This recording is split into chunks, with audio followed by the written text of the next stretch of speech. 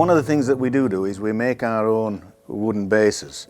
We try to construct them in a traditional way. So we have basically a solid wood frame, which is veneered. And then we have a top, which is also veneered on the top and the edges, which we make from a piece of marine ply. This is quite expensive ply, it's a mahogany ply. When we've constructed the whole thing, the bases are French polished. And we put about 24 coats of French polish on. We build it up over about 2 weeks. We use different veneers, and I always say to my customers, if I can get the veneer, then they can have whatever wood they want. And so one of the first things we do is what they call condition the veneer. So this is a piece of veneer. It's been sandwiched between some newspaper and wooden boards with a lot of weights on, so that it's nice and flat, ready for veneering. So now this is ready to cut out and to veneer to this board to form the top.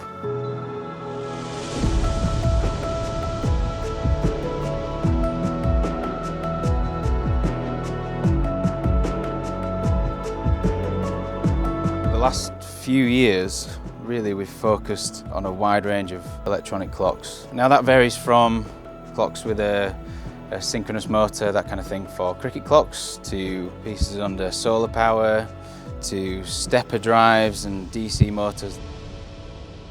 So this is a simple mechanism with a stepper motor drive that shows hours, minutes and seconds.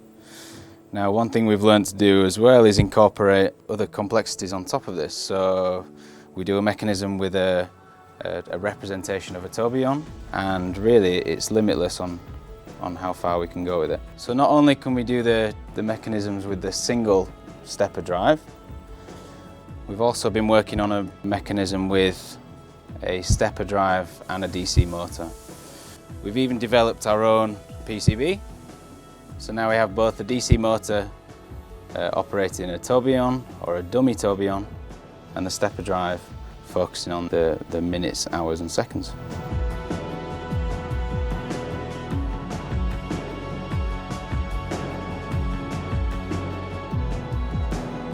So this is our clean assembly room. When all parts have been manufactured and processed, they come in here for assembly. And it starts with the sub-assemblies of the fusees, spring barrels and all the gear train. Now, one important feature that we like to discuss is the fact that we use fusee plate bushers. Now, this is the part of the plate that gets the most wear. So every time it's wound, once every 8 days, there's quite a lot of wear that's happening on the bore. We use a bush so that every 10 years or so, when you come back for a service, you can just easily replace it. Now, all the assembly happens in here, from the bases, the glass shades, down to the moon phase dials on here. So these are a hand-painted moon phase dial, but we still have to assemble all the brass parts on here.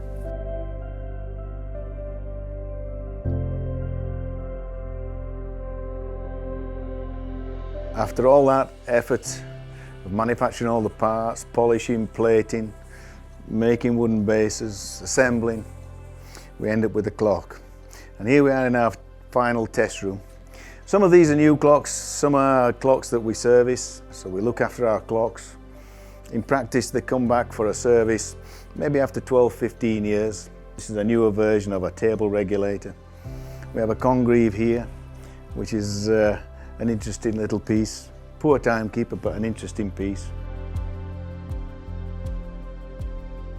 We have a great wheel skeleton clock, a little elegant clock. And this was a clock I made for my wife's 50th birthday, the first rosemary clock. I hope you enjoyed the tour of our workshop facilities. If you've seen something that's of interest and you need to know more, well, just visit our website. It's clockmakers.com. And let's hope we can see you face to face, maybe sometime in the future. Thank you.